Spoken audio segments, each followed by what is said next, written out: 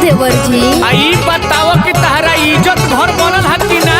इज्जत घर का होला जी? अरे इज्जत घर नहीं खुजा न तारे मोदी जी के योजना आई रहल हवे गांव-गांव में बनत है इज्जत घर। लो सुनो हम बताओ तनी। बताई। तहरा जमीन में न लगिरल कि ना? योजना के लाभ कोनो मिलल कि ना? अरे नइखे मिलल कुछ। बोला बोला ए भौजी काहे चुप बारू? तहरा जमीन में न लगिरल कि ना? योजना के लाभ कोनो मिलल कि ना? अपना नाव का टॉयलेट में फ्रेश होखेलू आ किलो टवे उठा के अभी रेस होखेलू। अरे बोला ए भौजी बोला। अरे हम का बताई कि हमरा पका बीतल बा, तनी हमरो बतिया सुनो। फार्म तो ठीक भरल रही। अच्छा तू मेरे नामवा सुधरले रही। आइल पैसा तो आवते दबा गइले, मुखिया जी पाए खानावा खा गइले।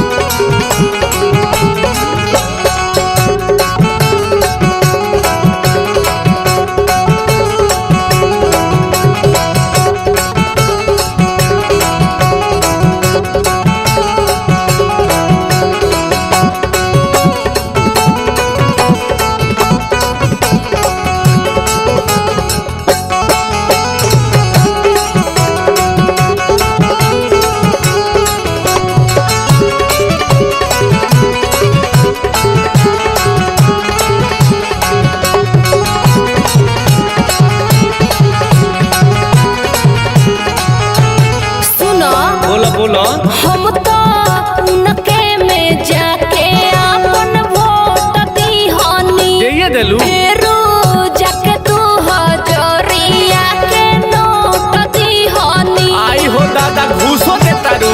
अरे हो घूस लेवे खातिर तो घूसिया होतरे सो। अच्छा सुनो हम का कहतनी। हो तो तोहरो देवे में बड़ा मन लागेला।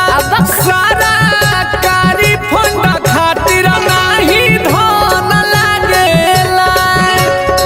सूची में नाम तोहर आइल रहे, तू मेरे फोटो घिंचाइल रहे। खाली झूठा होके असरा धरा गइले, मुखिया जी पाए खानावा खा गइले।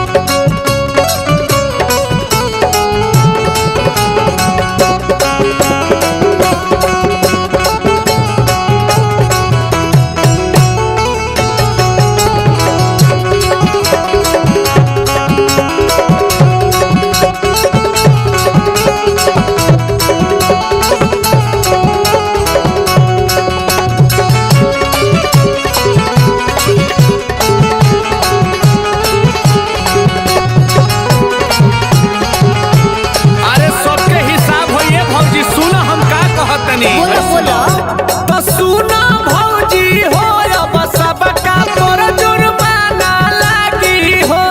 नहीं केहू के कोनो बहाना लागी हो। बुझलू